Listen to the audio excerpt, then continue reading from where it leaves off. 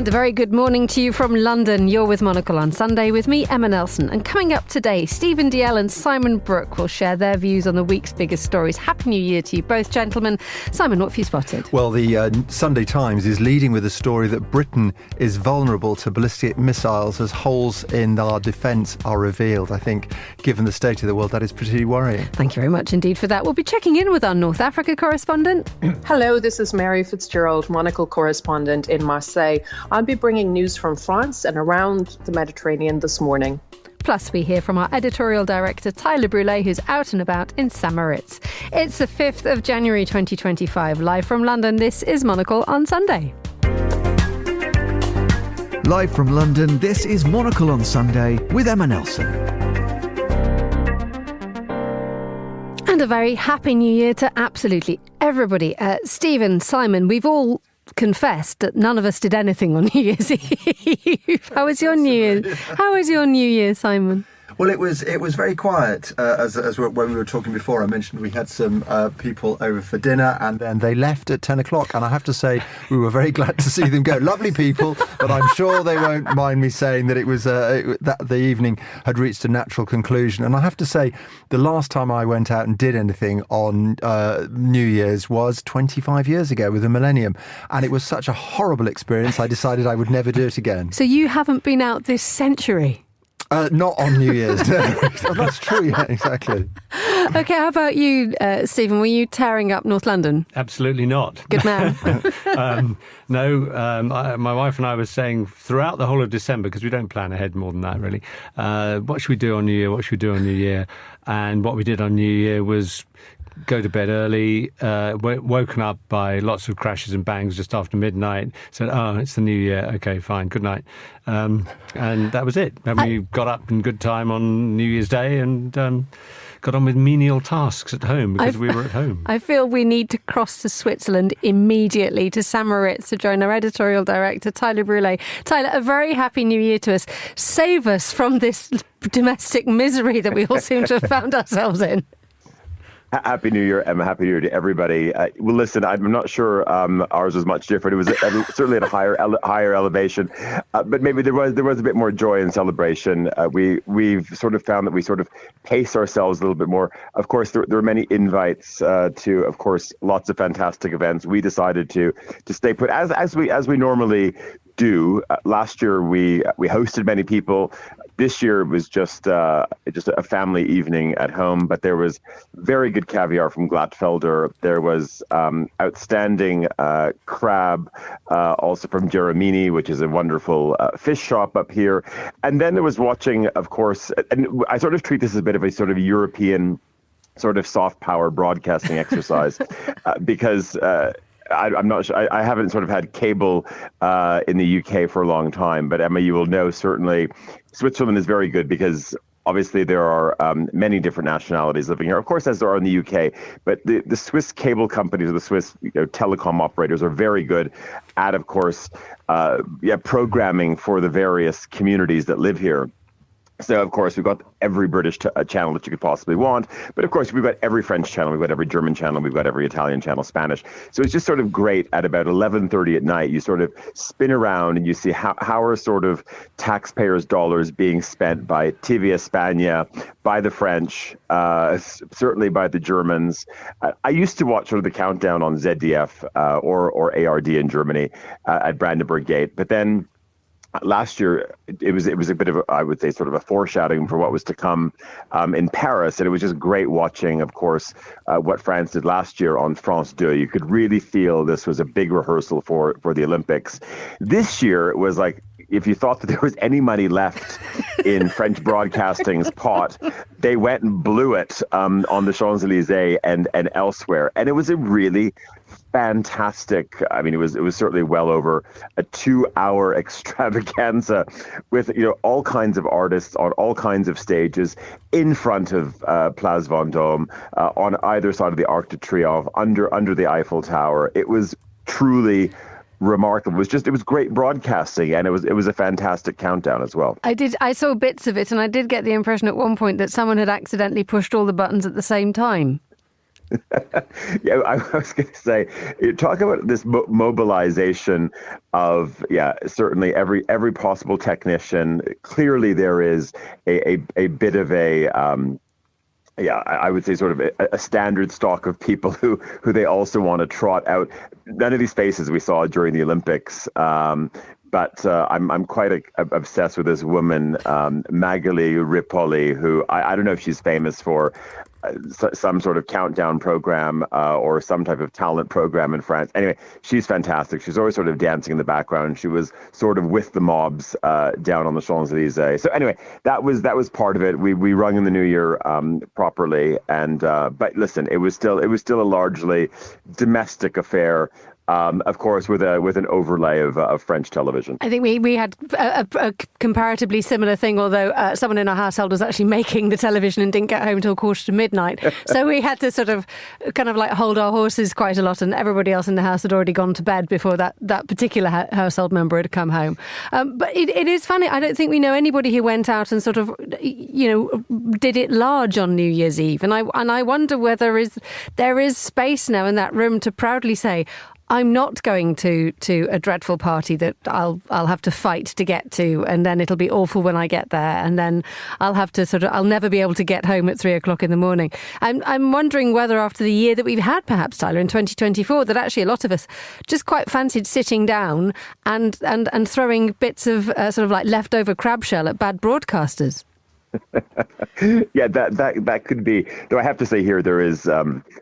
There's a side story as well, which we'll come back to in a moment, which is sort of just the overall sort of, ban or the curbing of firework use. And this was interesting up here because there was very large signs on various roads, various sort of over and underpasses, Feuerwerk verboten, blah blah blah, which I think is, yes, we saw what happened in Berlin. Now you have these calls all over Europe that fireworks should be banned everywhere because people use them, of course, as weapons. None of this is particularly new. And I think it's unfortunate that you have, of course, maybe scores of idiots in various European cities who now decide that actually that yes, they're going to use fireworks as weapons. You have the authorities then calling for a ban, at least for fireworks for personal use.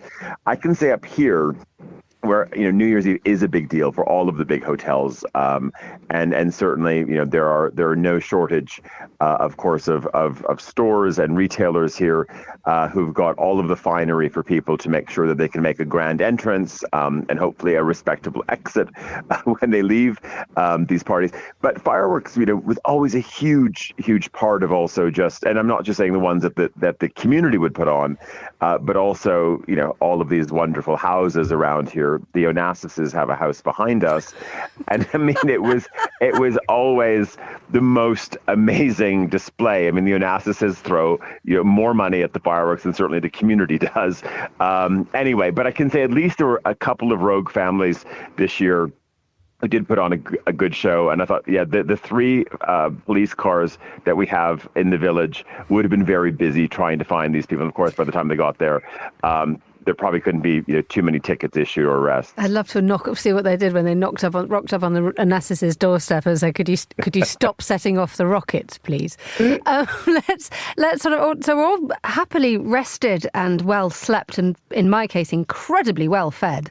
I think the nosebag's been on for a good 2 weeks now. Does that mean that we're all super recharged for 2025? I don't know if you're starting with me or with our guests.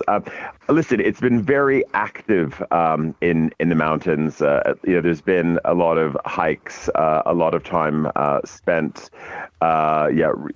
zipping around the lake up here. So actually, I feel, and I have been also monitoring the scale as well. And I think I'm a kilo lighter than I was when I arrived. So, but that's but that's not saying much because sort of what a catastrophe things are from the end of November. I think it's just actually having the ability to be a little bit active by day rather than being on planes, and sort of the only walking you get to do during much of December is down a train platform. And this is the tone that you're setting for the first month, isn't it? This is going to be, for the first time in, I can't remember, you're not straying out of Europe in January. No, I was doing the schedule, and I probably received 5 or 6 different types of planners for Christmas. So I've got planners which I think are up to sort of A1 size, all the way down to sort of small flip planners, which are maybe a little bit smaller than A5. So everyone sort of embraced this idea that I like to, of course, plan on a large scale, that you can really get sort of a month, a year to even sort of feel like a decade to a view, and be able to plot things. But yeah, this year, normally sort of by mid-January, I'm heading off to Asia to see our colleagues and our clients in Tokyo and Hong Kong and elsewhere. But just the way things are sort of working this year, but also maybe it's just easier to focus on the core this year in the start of the year. Core meaning sort of the broader region of where we're all based. So it's going to be very much out from Zurich to Geneva. It's London, it's Paris, heading eastward. As far as I get is Vienna. Otherwise, Asia is going to have to wait until February. But just a lot of time, of course. Spent on the TGV Lyria, zipping between Zurich, Geneva, Paris, and on the Eurostar to London. And what next for radio? You've mentioned there are plans, but there are plans afoot for Monocle Radio too. Well, also if we head to Asia, probably by the time I get there in February, we're stepping up, of course, our operations in Tokyo. We have a new producer who's going to be starting in Japan. Regular listeners at the right time of day know that we also have, of course, newsreaders based in Bangkok and Tokyo now as well. So just there's going to be a general, and I'm not saying I don't think we've ignored Asia, since we've been doing this for well over a decade now with Monocle Radio. But I think we can just be better at it. And we want to make sure that we can serve that time of day better. And we can also serve that region from its time zone rather than just serving it from London as well. Of course, the technical support comes from London, but the voices are going to be, and the production is going to be sitting in Tokyo, of course, as with some news reading out of Bangkok as well. And also, you're heading to Jakarta this spring. Well, I mean, who knows? Not just me, but the Chiefs Conference, the first conference that we've announced for 2025. We're going to be in Jakarta end of April. That's going to be let's say this is the official announcement right now. Please do not email me for details when I get off air. Wait another week, listeners, when you'll see it in your inboxes. But yes, last year we were in Hong Kong. The Chiefs it's a bit of a leadership conference. It's how to run your 3-person bakery all the way up to how do you run a battalion in maybe a NATO military force as well. But it's all about leadership. It's how do we run our companies? It's how do we innovate and really sort of dealing with all of, of course, the aspects of success, but also all of the challenges that we have. We've done this in St. Moritz before. We've done it in Dallas. Last year, as I said, was Hong Kong. And this year we head to Jakarta. And finally, before we go, which of the many planners that you were sent for Christmas have you actually plumped for? Because it's been a big decision in my department as well. I've gone for a day for a page this year in a radical departure. Oh, you've gone day for a page? I've gone day for a page, well, Yes, I like a month to a view at somewhere sort of between A5 and A4. It's very thick paper stock, so you can erase and change, as much as you like. And so this is one from from what was called Tokyo Hands, now just called Hands. It's one I tried last year in Japan, and it's great. And I just there's something about this connection of putting pencil to paper, erasing, being able to look at things, where actually I do feel that the month just gets burnt into your head a little bit better, rather than having a backlit screen sort of burn it into your retina. I think there is a relationship we have to with paper, the use of the hand, how that connects to the brain. And I can really visualize the month much better, I think, than when I'm just looking at something vertically on my phone, or even if I'm looking at it in a more landscape format on a laptop. There is something about being able to do this on paper, which at least I feel works much better. Tyler, thank you so much for that, and Happy New Year Thanks, to Emma. you. Joining us on Happy the New line Year. from Sam Moritz, there's our editorial director, Tyler Brule, with a monthly planner. I have Data a Page in front of me. This is a radical departure from Week to a Page. How are we all planning on? Are we on paper? Have we gone to Google Calendar, which I must confess I do as well. But in order to sort of gather thoughts, do we still do diaries? I don't, no. Oh. Whilst I love writing, although I like to say I write well, but I don't write well, in that my handwriting is pretty appalling, but I can read it. But when it comes to forward planning, it's the phone. It's the calendar in the phone. It goes in there.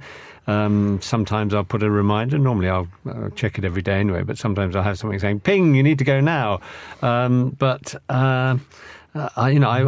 was accused of being a dinosaur when I was still writing things down. So I'm trying to be modern, I think. This particular dinosaur is doing it both ways. I always find, though, that with the phone, my thumbs always disappoint and put the wrong date, time, location, or whatever. It has to be written. I think it has to be written down in about 4 different locations before it even goes into this head of mine. How about you, Simon? Are you super swish on the online, or is there a pen?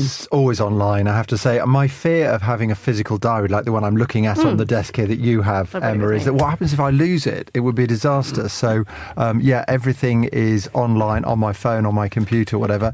Having said that, I'm a huge fan, like you say, Stephen, of writing things down. I mean, there is evidence to show. There's a psychologist called Thomas Pennebaker, and the Pennebit is probably, nominative determinism, isn't it? This idea that there is evidence to show that if you write something down, it sticks in your memory. So when I'm interviewing somebody or making a note or whatever, I do find writing it down longhand in my increasingly terrible handwriting, it does have a way of sticking it in my mind. I found that I had a book to write things down in, and an electronic calendar, and a diary as well. And I thought, this is madness.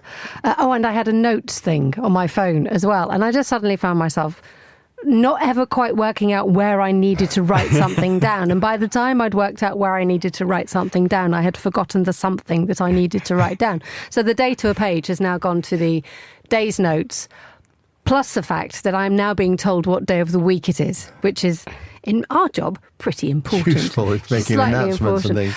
Let's sort of talk about some of the stories that we've got. But first, I think hearty congratulations once again to you, Stephen, for being one of the chief translators on Alexei Navalny's Patriot memoir. Thank you very much. When you talk about writing things down, that must have been quite a job for you. It was. I mean, I was the second translator. There were 2 of us, and it may sound extraordinary because if you think of Navalny's story, obviously it has a tragic ending. He was murdered on Putin's orders in February last year. But it was possibly, and no disrespect to my other authors, but possibly. Actually, it was the most enjoyable book I've ever translated. The language was totally accessible. It wasn't simplistic, but it was accessible basically to anyone, and written with such humour. When we had the launch, and I met Yulia Navalnaya, and I said to her, "This should come with a warning that if you're reading it in a public place, beware, you might end up laughing out loud." It's an extraordinary book, and I cannot recommend it highly enough. Not because I translated it, but it's just such a riveting read. I've even had someone out of the blue ring me only yesterday to say, "I've just finished reading this book. I've managed to find your phone number to ring you to say, well done," because I think Arch Tate, who's the main translator, he and I hope have got across some of that humour, some of the amazing language, just the amazing story. It's not just a story about Navalny. It also works very well as a book about the last years of the Soviet Union and the crazy 90s of post-Soviet Russia, and then the early Putin years. So it's not all me about Navalny. It's actually a really good record of that period of Russian history. He says the first thing where he became really aware was the Chernobyl disaster in 1986. So from that point onwards, anyone who's studying Russian history, and particularly post-Soviet Russian history, I cannot recommend it highly enough. It's a fascinating, riveting read. I think the way that he makes things incredibly real and relevant of an era and a location and a political situation which is so alien to so many of us, and the idea that we were watching the Chernobyl disaster unfold from the outside and knowing that what was going on was enormous and catastrophic in scale. And yet Navalny says that what they do is the week after the Chernobyl disaster happens, they send everybody to go and plant potatoes. In the fields that are contaminated by radiation. Yeah. And that whole idea, that one idea completely sums up the whole of the Soviet way of thinking. Yeah. Oh, it was. No, it was. I remember commenting on it at the time. And a huge loss last year of Alexei Navalny. That voice that is so vital. And now one wonders, where Russia goes next, or where the dissenting voices can come from. It's really difficult, isn't it? I think what's interesting about the Chernobyl tragedy is it shows how the Soviet Union was deeply flawed. From my understanding of it, nobody was allowed to point out that mistakes were being made, because if you silence voices, then not only is it a tragedy for individuals, but of course you reach a situation where nobody can flag up a huge problem which is going to cost millions of lives. And so I think it shows how, perhaps I'm being a bit optimistic here, but it shows how actually democracy, freedom of speech is really essential for making societies work. Well, of course it did. It really helped launch glasnost, openness, and Gorbachev's policy of perestroika, restructuring. And some years later, I interviewed Gorbachev, but I also interviewed Alexander Yakovlev, who was in some ways Gorbachev's right-hand man. And maybe I was being fooled. I don't think I was. And I believe he was telling me the absolute truth. He said, when it happened, we in Moscow didn't know what was going on, because that was another part of the Soviet system, that the authorities in Kiev, the Communist Party in Kiev, of course, Chernobyl being in Ukraine, they didn't pass the news on to Moscow. So it happened at 1:23 in the morning on the 26th of April, 1986, on a Saturday morning. And so they weren't in their offices. And it took them quite a while to get their act together. And then they thought, we mustn't tell Moscow bad news. And so I believed what Yakovlev told me, that they, in Moscow, for probably 48 hours, they didn't really know what was going on. And the local authorities started to organise an evacuation on the Sunday morning, so more than 24 hours after it happened, when this radiation spewing out. And of course, we discovered it in the West because sensors in Scandinavia picked it up on Monday and thought, we've got a leak in Sweden. They shut down their nuclear power stations thinking it was coming from them. And it was only on the Tuesday that the Russians began to admit that there'd been a bit of an accident. So yes, it speaks volumes about about how the Soviet system worked, or more to the point, didn't work. It didn't pass on bad news, and people suffered and indeed died as a result. And still are doing so. Let's have a look at some of the papers and some of the stories. Simon, you mentioned at the beginning of the programme that you want to talk about this article in the Sunday Times. NATO has basically told Britain to get its act together, hasn't it? Yeah, it is interesting, isn't it, how in the last few years, suddenly, I mean, you think about a few years ago, Emmanuel Macron described NATO as being brain dead, and now suddenly in the last few years, there's been this great focus on NATO and the effort that the West has to make to defend itself, not just against Russia, but of course against China. We've seen cyber attacks this week against the US Treasury, for instance, by China, it's alleged. Also North Korea as well, of course, and Iran. So according to the Sunday Times, NATO will urge Sir Keir Starmer, the UK Prime Minister, to significantly increase spending on air and missile defence, as a report, an investigation by the Sunday Times reveals that Britain is increasingly vulnerable to ballistic missile attacks. And of course, again, pre-2022, this was something that would not be seen relevant at all, would it? This would be a sort of a bygone age of the Cold War, but now we're in a new Cold War. This is increasingly important. And I think it also comes against the background of the debate about how much countries should spend on defence and looking at the 3% target. And I think what's interesting here as well, there's also been quite a bit of debate about, are we focusing on the wrong thing in a way? Yes, of course, it's important to increase defence capability. But if we're just talking about increasing the amount of money we spend as a proportion of the size of the economy, is that a good indicator? For instance, you could say we've increased our defence spending as a proportion of GDP because we've just given our soldiers a pay rise, which is nice for the soldiers, but doesn't improve your defence capability, does it? Also a question here in the UK, for instance, that says, and again, I think this is relevant in view of the Sunday Times article, we are strong on things like air defence, sea capabilities and stuff, not so good on land forces. So is it incumbent then on the UK, the Defence Department, Defence Ministry here, to focus on land forces? Or do we say, all right, let's play to our strengths. If we're good in the air and the sea, let's focus on that and then coordinate with other NATO members, with other partners across Europe who might be better on land forces. So I think we're seeing this debate evolve slowly, but probably too slowly. But it is interesting how it's going. And of course, against the background of the fact that no country in the world at the moment, just about no country anyway, has enough money to spend. Well, also, 3 or 4 years ago, i.e. before the start of the war in Ukraine, a lot of highly respected military analysts were saying, well, we don't really need tanks or armoured personnel carriers. That sort of war is from the 20th century, and that's where it stayed, and it won't happen anymore. And now what we've got happening in Ukraine for nearly 3 years is a war with World War I tactics, with trenches and very little ground being gained one way or the other, and indeed tanks and artillery and all those weapons, those sort of so-called old-fashioned weapons, indeed, but now joined by modern weapons such as drones, and drones are being crucial in the Ukraine war. The drones are effectively doing the job, they're doing the World War I soldiers. They are lobbing the missiles that were believed no longer relevant.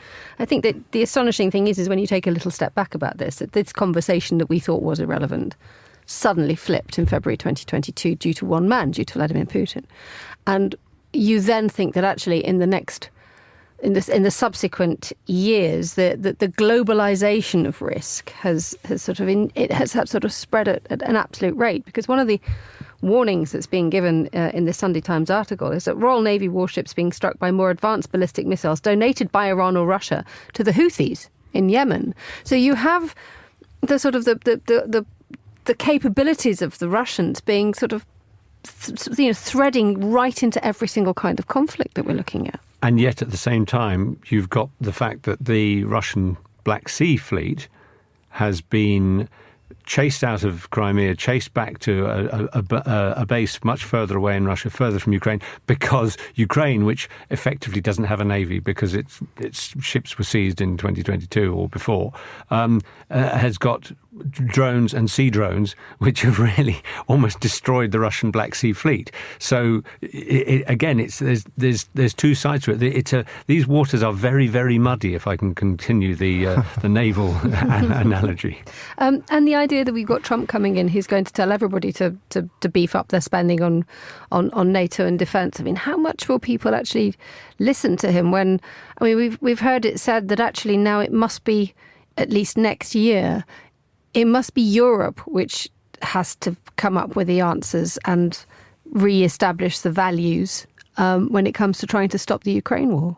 Well, it does, doesn't it? And the problem is, of course, as we know, here in Europe, there is no really strong leadership. And if you look at it's the Franco-German axis that's always driven the EU in particular, hasn't it? And you've got Macron, who's in deep trouble, who says he's going to hang on until the end of his term, but there are questions about whether he might go earlier. Scholz in Germany will go, and it looks very likely that later this year, I think it's next month, isn't it, when there are elections there, they won't necessarily produce a strong government there. I think what's really worrying, and there was polling this week to show it, is the general feeling of fatigue towards the Ukraine war amongst people in across Europe who just really beginning to find this all a little bit boring, and they would like, and I can understand this in a way, they would like a quick solution to this. But the problem is, of course, if you go for that quick solution, and that is assuming that Putin will come to the negotiating table and agree and abide by any agreement. And he's not going to do that, is he? I mean, this is the point. Even this is the problem we've had so far, is that he tricks the West into accepting that, right, that's it, no more, I promise I won't do anything more. He regroups, and then a few years later he pushes it again, and he's successful, and the West goes, right, this really is the red line, you really mustn't go any further than this. He regroups, he pushes it again. So I think that the real question is whether Europe and the West has the guts to stand up to him. The only little bit of positive news we might have for those of us who are not fans of Putin and the current Russian administration is that it could be that the economy is the Achilles heel. Obviously, it's now a war economy. 40% of government expenditure in Russia is either for internal or external security, which is a huge amount.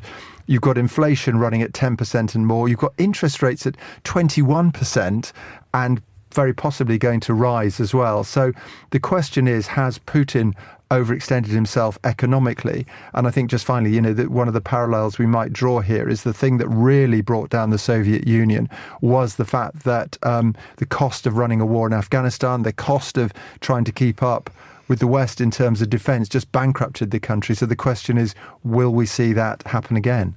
Are the ordinary Russians, how weary are they? They're very weary. But it sounds a cliche, but it's absolutely true that what we're seeing now amongst millions of Russians is this, oh, well, life is tough, but, we've got over this before and we'll get over it again. It's, as I say, it sounds like a cliche, but it's absolutely true. In unkinder moments, I would say it's a reflection of a slave nation. Serfdom did not end in 1861, as it in theory did. People were enslaved under the Soviet Union, and after the crazy 90s, when many people found life very tough and there was inflation, rampant inflation and so on, and Putin came in promising to raise Russia off its knees, and people, because he did in the first few years, and now because there's been this intense propaganda war, not just since the start of the war, but over the last 15, 20 years, against the West, against Ukraine, portraying Ukrainians not even as human beings, this seeps into people's minds. They have it 24/7. And as a result, there are many Russians who say, yes, life is tough. Eggs in 2024, the price of eggs went up by 80%. Price of potatoes has risen hugely as well. These are staples in the Russian diet. But they say, well, we're in a war. The West is against us. It's even more the West now than Ukraine that they say is against them. And that propaganda does have an effect, and it does mean that people are prepared to accept things which we hope in Western democracies people would say, no, I'm not going to put up with this. And my feeling is that there's no real end to that in sight. There's not another 1917 and a revolution just around the corner in Russia, because people are actually grinning and bearing it. Thank you for that, Stephen. And thanks also for Simon. You'll be staying with us for the rest of the hour. But let's head to Marseille now for Monocle's North Africa correspondent, and who also just happens to be in the south of France, Mary Fitzgerald. A very good morning to you. Happy New Year. Good morning and Happy New Year, Emma. And how was your New Year? Was a sort of a major explosion of joy when you saw them throw the kitchen sink and set fire to it on the Champs-Elysees on French telly this weekend? Well, actually, I started my New Year with an early morning swim here in Marseille, early that morning with a bunch of friends. And one of the things, so having grown up in Ireland, where year-round sea swimming is very popular, I'm determined this year to reconnect with my hardy Irish soul and make sea swimming a regular feature here. So that was my New Year, a little different to previous ones. And how was your sea swim in the south of France taken by the locals? Well, it was interesting. On New Year's Day, we were joined by maybe 3 or 4 others. But this morning, I was at the nearest beach. It's about 15 minutes walk from my place here. I was the only one in the sea. Now, admittedly, it was just after 8 a.m. on a Sunday, the last weekend of the holiday. So maybe it's a bit too much to hope that others would have joined. But it's sea swimming, particularly at this time of year, is not a big thing here in France. And I've been discussing this with French friends, and people are basically saying, oh, it's a kind of a madness to do this, to go sea swimming in January. So I think the French need a little bit more persuasion on this. Let's see if you are indeed in possession or have taken leave of your senses with the immediate panel of Simon and Stephen. Stephen, when was the last time you jumped into a frozen lake or the sea? Frozen lake, well, it was a loch in Scotland 3 years ago, but I have a cold shower every morning. I get up, turn right down to cold, and that's the first thing I do when I get up in the morning. And I bet the sounds that permeate through the DL houses, you do it silently. I do it silently, yeah. It's really, it means I wake up properly. And they say it improves your immune system. And certainly, ever since I've been doing it, it's nearly 5 years now I've been doing it. Whenever I've had a cold, it's barely noticeable. Whether there's a connection, I don't know. But no, I love the car. I would thinking, in Marseille, the sea would be too warm at this time of year. Wow. A tough nut. Simon.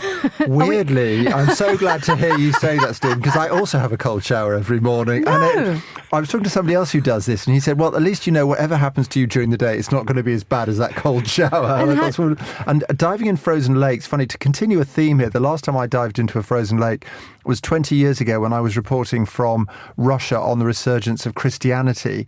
And I went to see with a new president called Putin, who was very open to the West, who was very embracing of the Orthodox Church.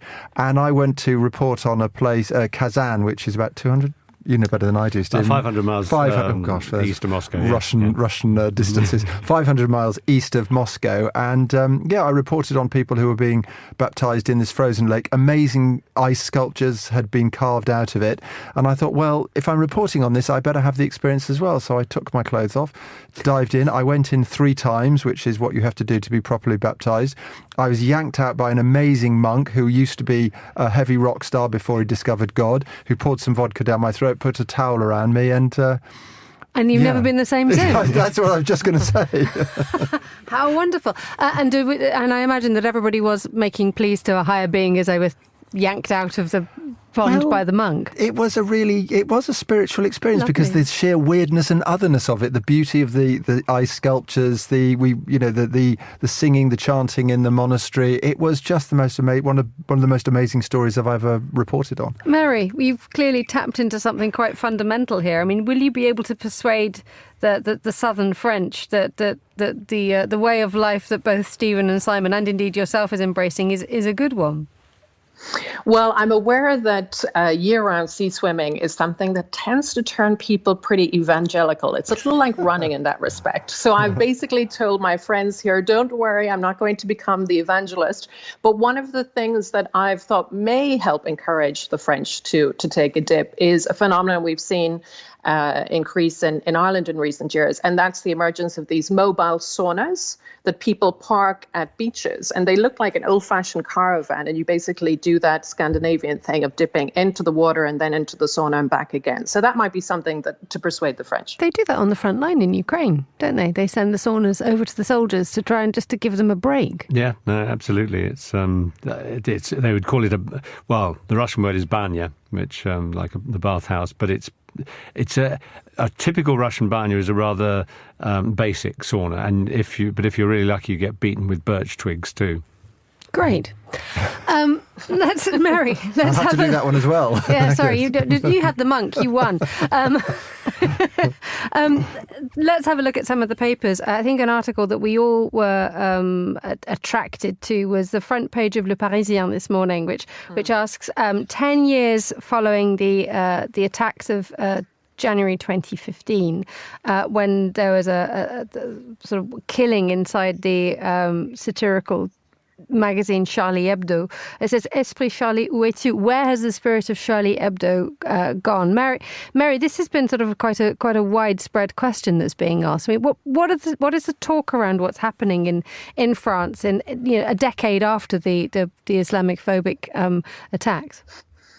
Well, this year is a year of painful and difficult anniversaries for the French, starting with the Charlie Hebdo attacks in spring that year, and then followed in November of 2015 by the series of attacks in Paris. So it's going to be a difficult year in terms of, remembering what happened, and also against this background of extreme polarization in France right now, whether it's political polarization or other forms of polarization. And the piece you mentioned, it first of all, there's a really interesting survey finding that it reports on, showing that a survey recently by IFOP and the Jean Jaurès Fondation, which is a left-leaning think tank in France, showing that over 50% of French believe it was the right thing for Charlie Hebdo to publish those cartoons that caused so much controversy, cartoons lampooning Mohammed. And there was a real increase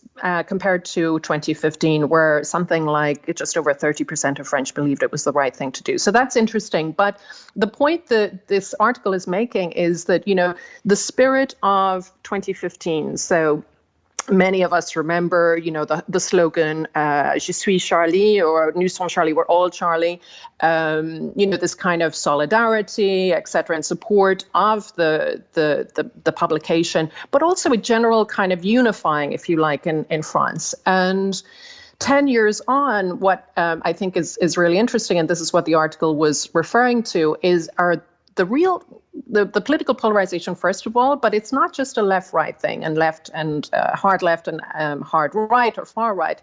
It's also within the French left. So there's a very bitter and acrimonious debate within the French left over the last couple of years, in terms of how different aspects of the left here are evolving in terms of what they consider are good strategies and tactics to win over certain constituencies.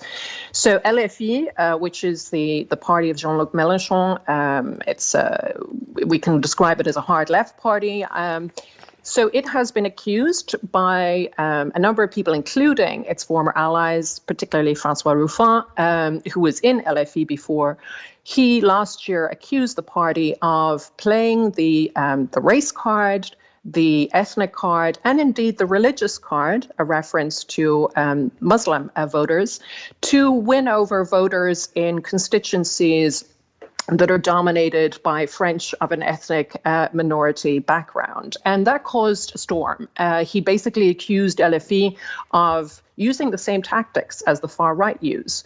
So very acrimonious. And I think the debate echoes, debates and discussions we see elsewhere in the world as well, in terms of, what are the boundaries in terms of, the big conversation debate here about freedom of speech, freedom of expression, which of course goes back to the whole Charlie Hebdo episode as well.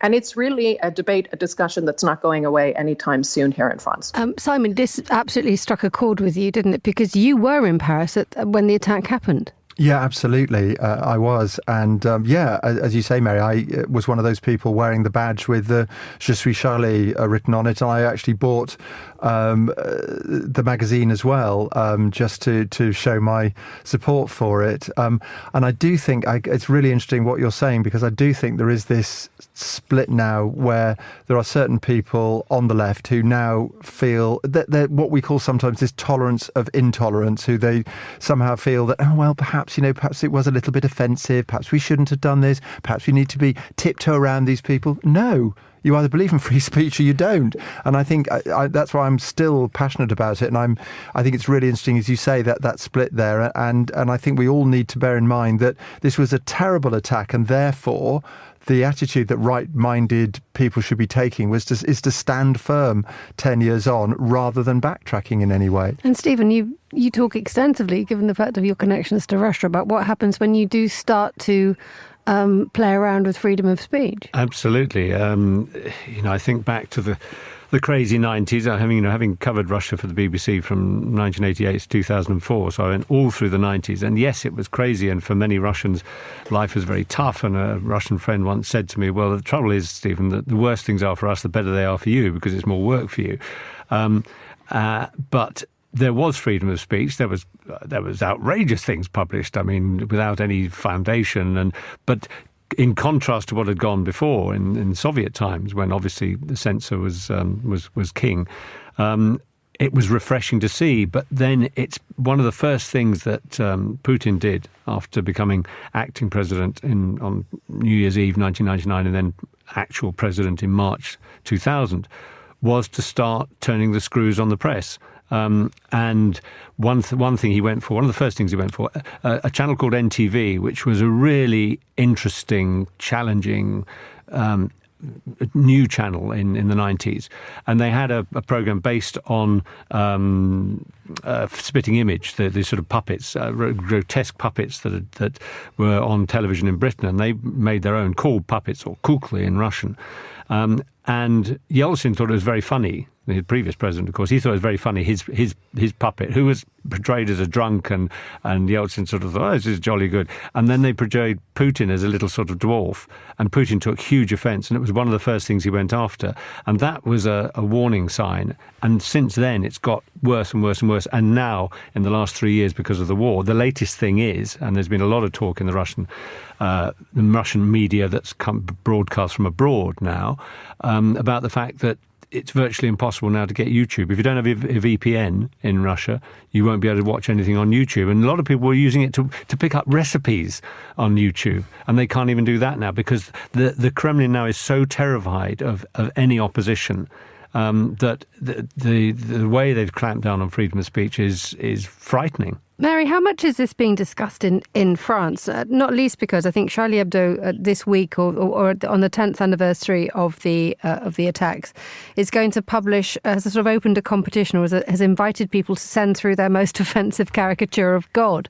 And it's something that, clearly they haven't backed down at all. Regardless of what you think actually of the content and the standards of Charlie Hebdo, the principle of what it stands for, do people still consider it to be sacrosanct? If that's the right word to use. Yes, they do. Those who, as I said, the survey that showed over 50% of French believe it was the right thing for Charlie Hebdo to publish the cartoons, the previously controversial cartoons. But what's changed, though, is that those elements on the left, Mélenchon and people like him, who back in 2015 took part in the demonstrations, denounced the kind of extremism that would basically inspire the attacks on Charlie Hebdo's offices, etc. Now they're muted, they're a bit more cowed, and with this idea that their critics, including their former allies, have accused them of, is that basically they are thinking about electoral strategies in terms of winning over voters who self-identify as Muslim. So it's become far more complicated in recent years, and that's the difference compared to 2015. But for sure, the debate, and I think will be really interesting in and around the anniversary, but also the anniversary later this year of the Paris attacks in November 2015. Again, a return to these debates about, what the French call vivre ensemble, living together, how tolerance, intolerance, what are the boundaries of the new France in terms of how France is changing. This is an ongoing conversation here in France, and it's not going to end anytime soon. Mary, finally, let's just touch briefly on Emmanuel Macron and his New Year's Eve mea culpa speech, something that I think took quite a lot of people by surprise, given the fact that when he does address the French nation, he doesn't always do it to say sorry. But in this case, he did admit that calling those elections in June, July last year were perhaps something that caused a problem. Yes, indeed. A very, very rare show of humility for the man who, shortly after he was first elected in 2017, was nicknamed Jupiter. So interesting, because there was a debate for months after his decision to call snap elections last summer over whether this was a very clever, shrewd move on his part or basically just very misjudged. And so it's interesting that he's now issuing this mea culpa. Last year was an extraordinary year politically for France, and this has been the focus of several commentaries in the French media over the last year. 4 governments within a year. The most recent appointed in December with Prime Minister François Bayrou. Just a lot of turbulence that doesn't look as if it's going to go away anytime soon. So Macron basically said that the decision to call those snap elections, which led to an increase in the National Assembly of the far right, exacerbated divisions in France and fed into this kind of political turmoil.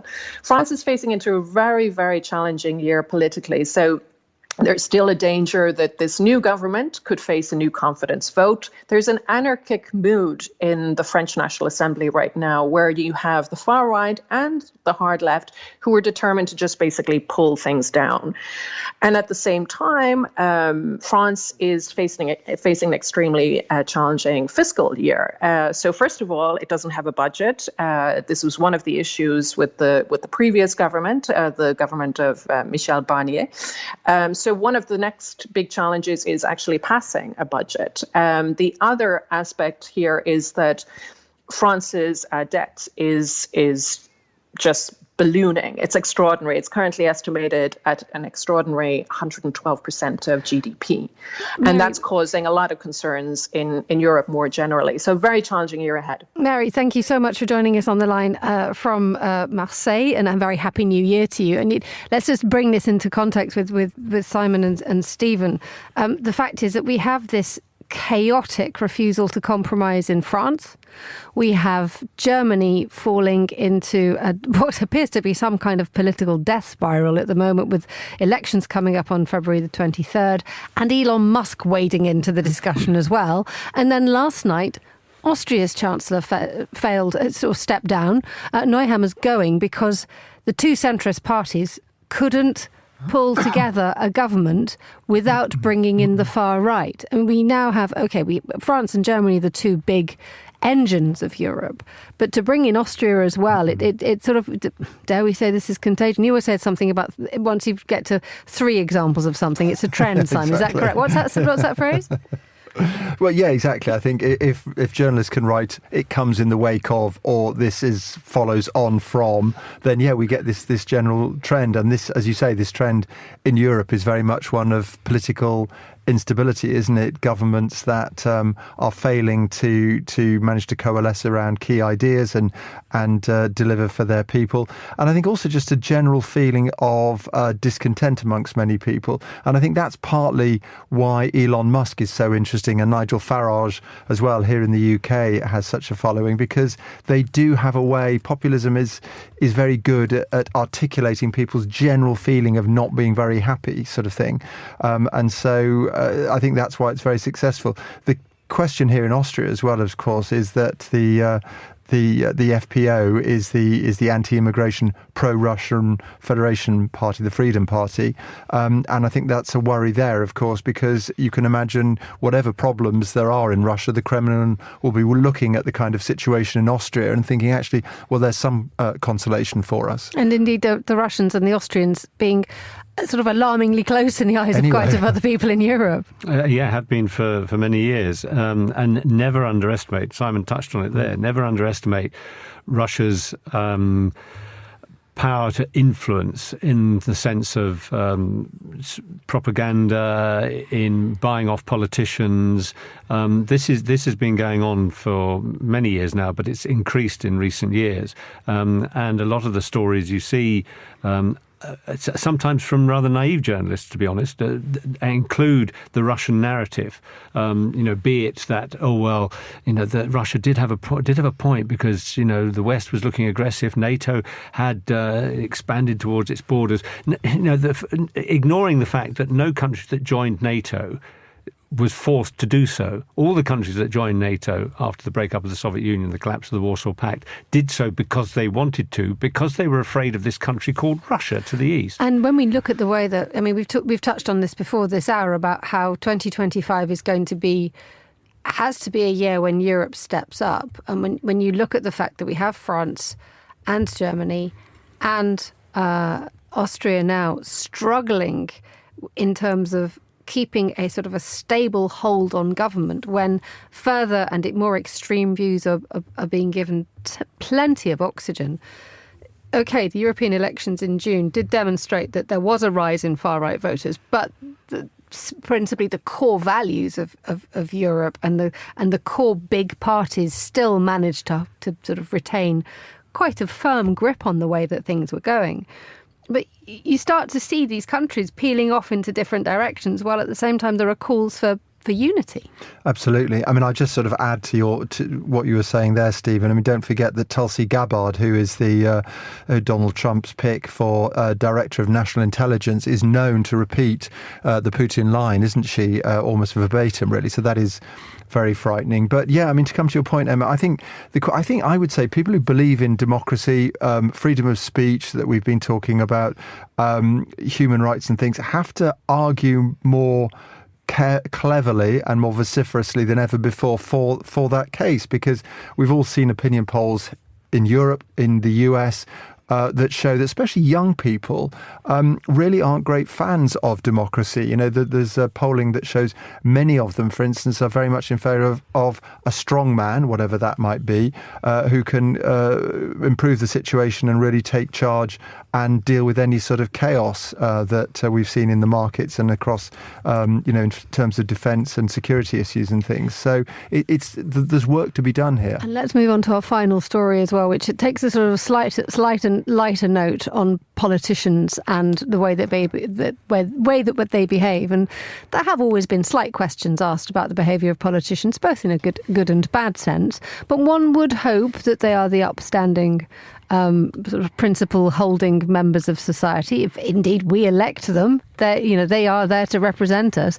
But they're not necessarily the most sort of, I don't know. Tell us a story that you spotted, Simon, about a woman in a toilet seat. This is a story, yes, in the BBC News website. A former city councillor in Brazil has returned a toilet and 2 sinks that she had removed from her office after losing a bid for re-election. So there is footage of Janaina Lima's employees hauling away the loo and the sinks, which she decided she was going to take home, and then she decided that she was going to return them or whatever. The quote in the website is, "I decided to donate the equipment," which is the loo and the sinks, I suppose, "I acquired with my own resources to the chamber," which is, if you're a native English speaker, there is a joke there from what I made, isn't there? Fine. Obviously, neither I nor my advisors need a toilet, she says. So let's just get this right. Do we know why she took the toilet? Well, it's not very clear. I think the idea was she had, that's right. She says that the bathroom renovation was paid for with her own money and therefore was not an asset belonging to the council. So it was hers, she said. So I'm going to take it with me. And then she decided to change her mind and said, no, I will donate this to the chamber, which is obviously the debating chamber or whatever. But did she actually bring it to the chamber as created as some sort of speaker's throne? Got a sort of a selfie with herself between the sink and the loo or whatever. But I quite admire that in a way. Well, I suppose so. Goodness me, Stephen, how would you have been if you'd been the porter and you had just sort of arrived and then, porter loo. If you just seen, if that had just arrived and they didn't know what to do with it, hadn't been told that the loo was coming back. I don't know what the Portuguese is for gore blimey, mate, but I think it's the fact. I wonder now who paid for the taking the extraction of this sanitary ware and who paid for for it to be put back again. Did she pay for all of that? Because that raises another issue. But it's one of the at least it's a funny story. At least we found something to laugh about. Although it does also, hint at what corruption of politicians. She's saying she's not corrupt, of course, because she paid for it in the first place. But it also is, what we would call dog in the manger. If you're kicking me out, I'm going to take everything. I'm taking the me. toilet. We'll leave it there. The warmest of thanks to all my guests, Talia Brulé, Stephen Dalziel, Simon Brooke and Mary Fitzgerald. And that's all we have time for today. The programme was produced by Desiree Bandley. Our studio engineer was Steph Chungu. I'm Emma Nelson. Monocle on Sunday returns next week. But until then, enjoy the rest of your weekend. Goodbye. Thank you very much for listening.